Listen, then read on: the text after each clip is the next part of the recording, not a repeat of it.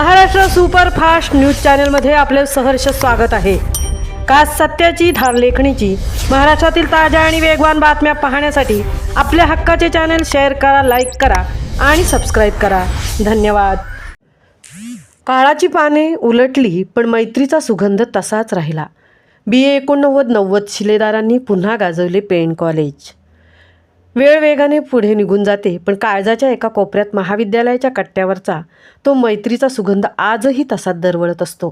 तब्बल 3.5 दशकांपूर्वी ज्यांनी कला व वाणिज्य महाविद्यालय पेण इथे एकत्र स्वप्ने पाहिले आणि आयुष्याचे नवीन क्षितिज शोधले, ते BA 89-90च्या बॅचचा स्नेहमेळावा दिनांक 4 जानेवारी रोजी ज्ञाना फार्म हाऊस पिंपळगाव पेण येथे संपन्न झाला।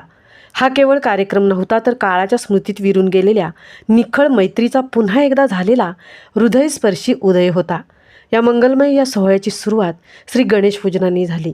मात्र पूजन करताना बाप्पासोबतच समोर बसलेला प्रत्येक मित्रमैत्रिणीच्या रूपात मैत्रीचे दैवत साऱ्यांच्या डोळ्यांमध्ये दिसत होते। त्यानंतर वर्षभरात ज्यांनी स्वतःच्या कष्टाने विविध क्षेत्रात यशाची शिखरे पादाक्रांत केली, तसेच सेवानिवृत्त झालेल्यांचा आणि त्यांच्या लेकरांचाही यशाचा सन्मान करण्यात आला। आपल्या मित्राचे यश स्वतःचे यश म्हणून प्रत्येक टाळीत एक वेगळाच अभिमान जाणवत होता।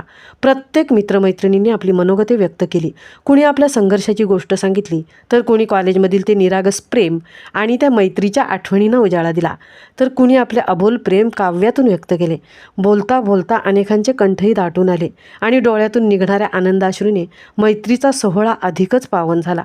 जेव्हा सर्वांनी मिळून मैत्रीचा केक कापला तेव्हा अजून 36 वर्षाचे अंतर एका क्षणात पुसले गेले। स्नेहभोजन आणि फोटो सेशन दरम्यान रंगलेले हितगुज मैत्रीचे बंध अधिकच घट्ट करून गेले। भावूक वातावरणात पुन्हा एकदा हास्याचे रंग भरले। ते एकमेकांच्या खोड्या काढताना, अरे तू अजूनही तसाच आहेस, तुला चिडवल्याशिवाय आमचा दिवसही जायचा नाही, अशा खोट्या खोट्या फिरवाफिरवीने पुन्हा एकदा ते जुने दिवस अवतरले। गाण्यांच्या भेंड्यांनी तर मैफिलीत जीव ओतला। प्रत्येकाने आपल्या तरुणपणातील ती आवडती गाणी गात पुन्हा एकदा कॉलेजचे ते मंतरलेले दिवस मनातल्या मनात जगले। दिवस मावळतीला सूर्य क्षितिजाआड गेला, पण या मित्रांच्या काळजातील आठवणींचा सूर्य मात्र अधिकच लख्ख झाला होता।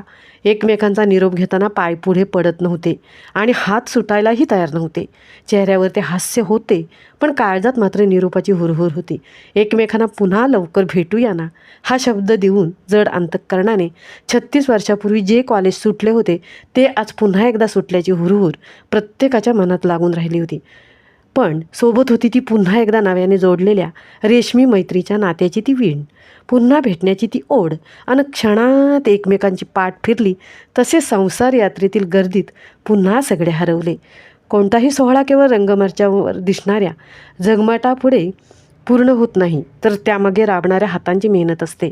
हे स्नेहसंमेलन यशस्वी करण्यासाठी आयोजक मित्रमैत्रिणींनी घेतलेली मेहनत तसेच मित्रमैत्रिणींचा याच अतूट एकोपामुळे हा सोहळा फक्त यशस्वी झाला नाही तर उपस्थित मित्रमैत्रिणींच्या काळजात घर करून गेला। महाराष्ट्र सुपरफास्टसाठी तृप्ती भोईर, पेण।